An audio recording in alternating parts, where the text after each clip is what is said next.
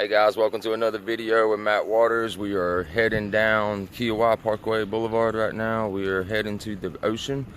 I have some mullet, I have some squid, and we're going to see what all we can catch today. So let's go ahead and get there.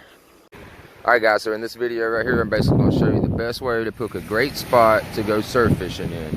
Alright, so we're going to scan down the beach real quick. As you can see, there's where I'm set up at versus down there. Now, this is what you want to look for. You see where the waves are really high, and this right here is low tide right now, right? The beach is going to come all the way past here with the ocean all the way in here eventually. But as you can see, that flat line going down right here, that means that's real shallow, especially when you get all that white watery foam and stuff, right? And then I want you to glance down this way, and you can see, like plain as day, there's a sand barge right here and water coming in. So that's real shallow, right? So I picked this spot right here. As you can see, the bank goes real deep dive, and it's got real calm waves right here, right? So that's what we're looking for. You want to go get yourself, or you can make these yourself, but these are the Sea Striker bottom rigs with links. As you can see, hold that up there for you guys to see it a little better. Alright, you get you a pack of these. Then you want to get yourself these right here, these 1/0 hooks. Because guys, when you're surf fishing, you're not going to catch Moby Dick. You're not going to catch a whale. You don't need a jumbo hook unless you're going to be shark fishing with some chopped fish or something like that. But to catch everything from the whiting, the stingrays, all the way down to the sea trout that we've been catching, I've been using this size hook. These are, like I said, the 1/0 size.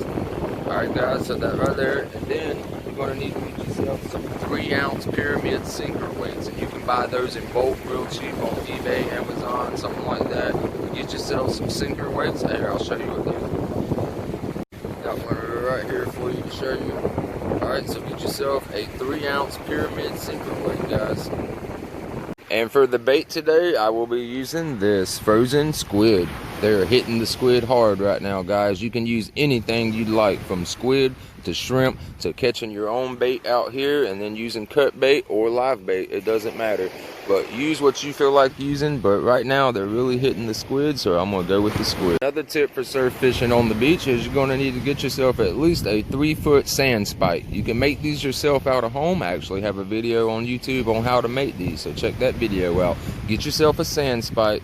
Get yourself a nice long rod. It can be anywhere between 8 foot to 12 foot, depending on what you're needing it for, right? Then get yourself a good reel and get yourself some braided line. You do not want to use that bull crap that comes with your reel. Trust me, they will break it out here. So you need to get yourself some braided line, and if you're fishing in the sea for like things that's got teeth and stuff, you're going to want to put at least a 1 foot, 2 foot steel leader on the end of your line. That way a shark or something can't just break it off easily, just like that. Alright guys.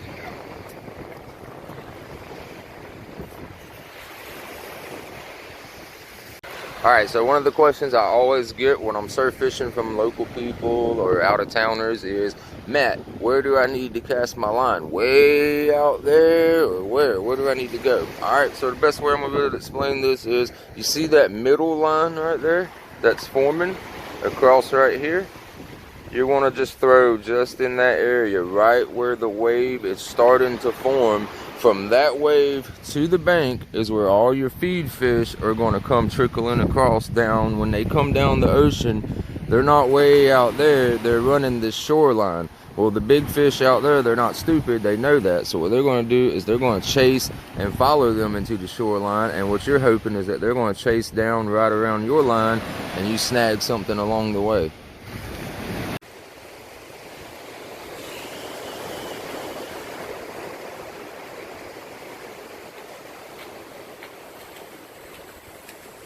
Alright, so now that we got our sand spike in the ground, we went ahead and threw our line out, and now we got our line tight with the waves, and now we're just going to let it sit there, and we're just going to wait and watch for that rod to shake like crazy, guys. Just remember, if it goes rocking back and forth,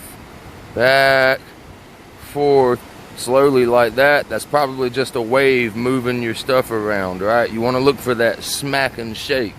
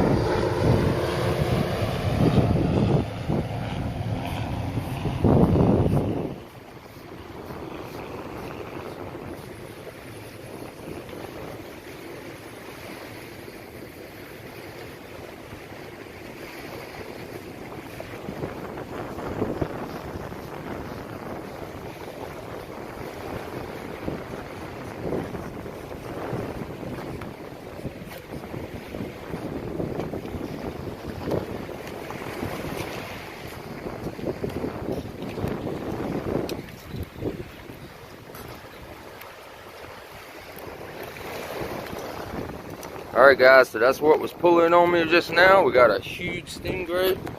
So we're going to be a little careful with this peppy right here. So let's go ahead and get this guy off and back in the water.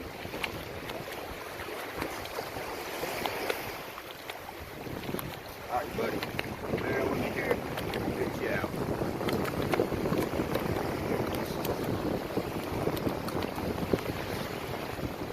Alright.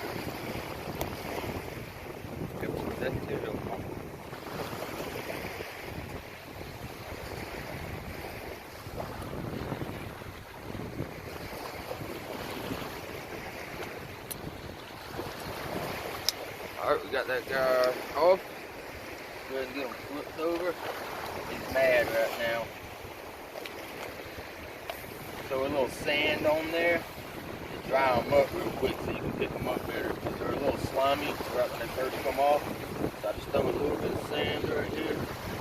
And it kind of gives you a little something to grip. So I'm going to flip them over.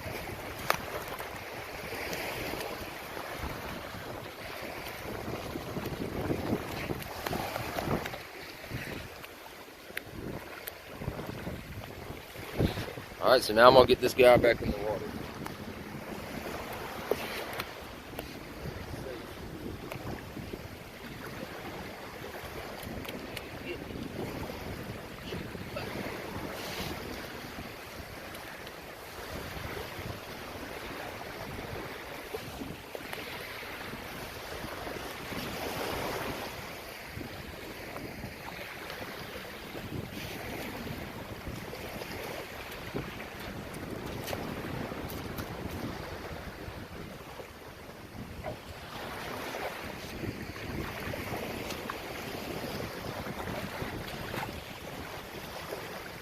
Alright guys, so that was a nice stingray that we just caught. So we're going to re-bait up and we're going to throw back out and see if we can get anything else.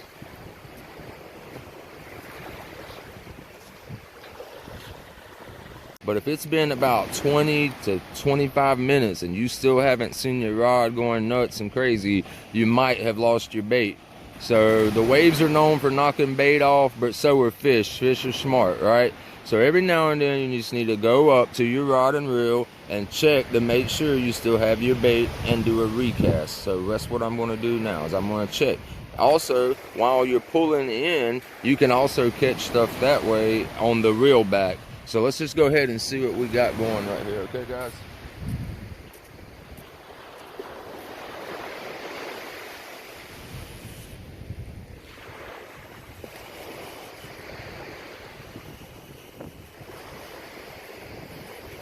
Alright guys, we're on.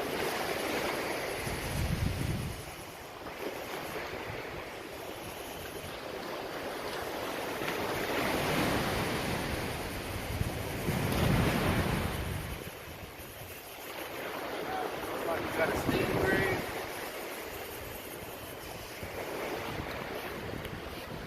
Sure, we got another stingray, guys.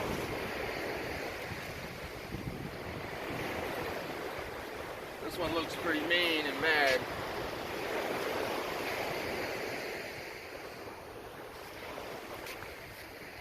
Alright guys, so there's the stingray.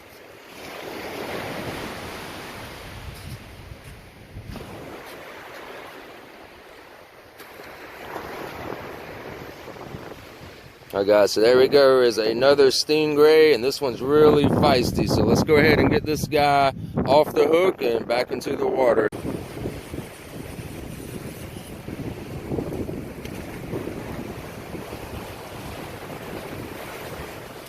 Alright, so there's another stingray. I'll show you guys before I get them all dirty with the sand what these things look like. Nasty little things, man. Got them barbs on them, mess you up. They can have a bad week at the beach. So I'm gonna go ahead and get this guy unhooked also. Alright guys, I think we got a fish on. I'm gonna check this rod out and see what we got. Probably another stingray.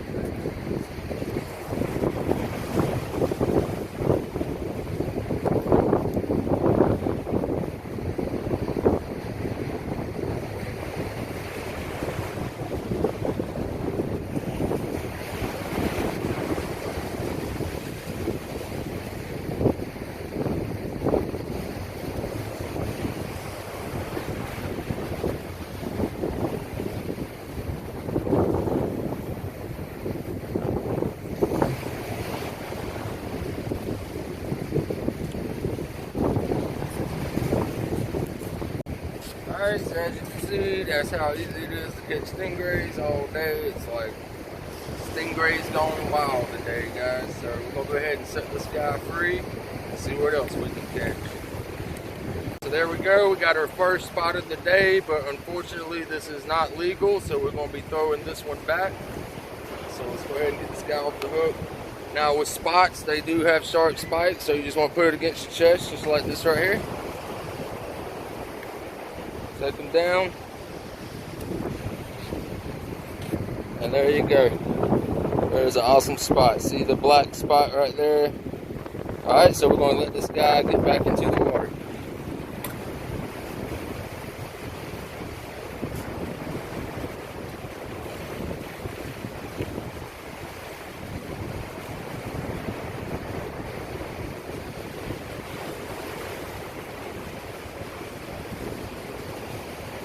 Alright guys, that's going to do it for today's tips and tricks video on surf fishing. I hope you guys enjoyed the video. Be sure to hit that like button down below and comment something if you got any better tricks and ideas out there. And as always guys, hope you guys have a wonderful weekend. Peace.